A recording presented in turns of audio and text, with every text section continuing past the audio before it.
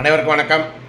நான் அருப்புக்கோட்டை அண்ணாமலையார் ஜோல்டர் நிலையத்திலிருந்து உங்கள் ஆஸ்தான ஜோல்டர் ஜெய்சங்கர் பேசுகிறேன். என்ன பார்க்க போகிறோம் அப்படின்னா, ராகு தரும் பர்வத ராஜயோகம் அப்படின்னா என்ன அப்படின்னு பார்க்குறோம். பொதுவாகவே ராகுடைய குணாதிசயம் பார்த்திங்கன்னா, கஷ்டத்தின் மேலே கஷ்டம் கொடுப்பாரு. சரிங்களா? ராகு நிற்கிற இடம் அது எந்த பாவகத்தில் நிற்கிறாரோ அந்த பாவகத்தை நாசப்படுத்துவார். சாதாரணமாக இது நம்ம அறிந்த உண்மை. அதே போல் நிறைய கஷ்டங்களை கொடுப்பார், அவமானங்களை கொடுப்பார். சரிங்களா? இதுதான் நமக்கு தெரிஞ்சது. ஏன்னா ஒருத்தர் உயரத்தில் நல்ல டாப்பில் இருக்கிறவரை பரமபத விளையாட்டு மாதிரி, ஏன்னா பாம்பு தானே, டக்குன்னு கீழே வந்துடுவாங்க. இதுக்கும் அந்த ராகு திசை காரணமாக இருக்கும். அதுக்கு காரணங்கள் நிறைய இருக்குது, அதுக்கு பலவிதமான காரணங்கள் இருக்குது. இருந்தாலும் ராகு தரக்கூடிய ராஜயோகம் அப்படின்னா என்ன அப்படின்னா, பர்வத ராஜயோகம்னு ஒரு யோகம் ராகு கொடுப்பார். சரி, அதுக்கு முன்னாடி எல்லாருடைய ஜாதகத்திலையுமே ஏதாவது ஒரு ராசி கட்டத்தில் ராகு நிற்பார், நேர் எதிர்த்தாப்பில் கேது நிற்பார். ராகு என்றாலே பிரம்மாண்டம், அதை தெரிஞ்சுக்கங்க. எது கொடுத்தாலும் பிரம்மாண்டமாக கொடுப்பார். உங்களுக்கு அள்ளி கொடுப்பவர் ராகு, கிள்ளி கொடுப்பவர் கேது. சரிங்களா? ராகு போல கொடுப்பார் இல்லை, கேது போல கெடுப்பார் இல்லை.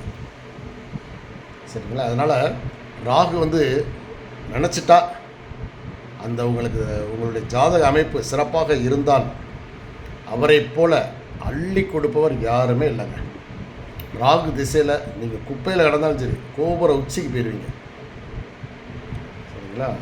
ஸோ அதனால் ராகு எந்த இடங்களில் இருந்தால் சிறப்பு அப்படின்னா, ஒரு ஜாதகத்தில் 3 லக்கணத்திலிருந்து 3, 6, 10, 11 ஆகிய உபஜய ஸ்தானத்தில் இருந்தால் உங்களுக்கு ராகு திசையில் பண வரவு ஓஹோ என்று இருக்கும்.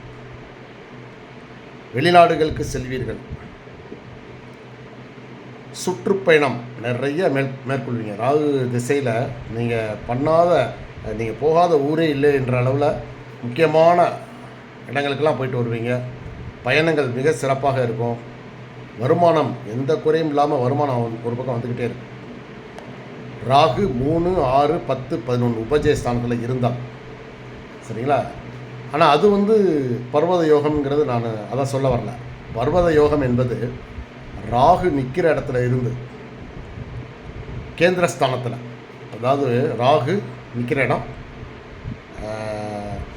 4, 7, 10 ஆகிய இடங்களில் ஏதாவது ஒரு கிரகம் அதில் இருக்கணும்.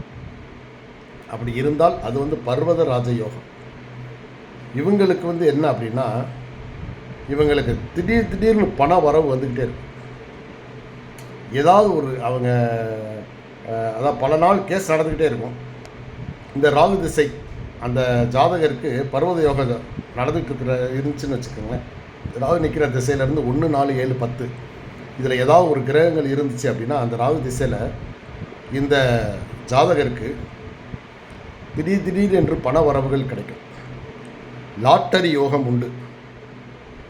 லாட்ரி பெரிய அமௌண்ட்டு கிடைக்கும்.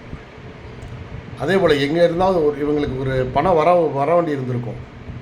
இவ்வளோ நாளாக அது கேஸ்லேயே இருக்கும். அந்த பண வரவு இவருக்கு வந்துடும். ரொம்ப நாளாக கொடுக்காமே இருப்பாங்க. சரிங்களா? ஏதாவது இவர் அந்த நேரத்தில் அந்த ராகு திசை நடக்கும்போது இவர் முயற்சி பண்ணார்னா இவருக்கு அந்த பணம் இவருக்கு செட்டில் ஆகிடும். அதே போல் இவருக்கு சேர வேண்டிய சொத்துக்கள், பூர்வீக சொத்துக்கள் ஏதாவது இருந்தால், கேஸ் நடந்துக்கிட்டு இருந்துச்சுன்னா அந்த கேஸெல்லாம் முடிந்து ஜாதகர் பக்கம் தீர்ப்பு வரும். இதுதான் அந்த பர்வத யோகம். ராகு நிற்கிற இடத்துல இருந்து உங்கள் ஜாதகத்தில் எடுத்து பாருங்கள். ராகு நிற்கிற இடத்துல இருந்து 1, 4, 7, 10 இந்த இடங்களில் ஏதாவது ஒரு கிரகம் கண்டிப்பாக இருந்தால் அது பர்வத ராஜயோகம். அப்படி இருந்தால் ராகு திசையில் உங்களுக்கு ஒரு மிகப்பெரிய யோகம் காத்திருக்கு.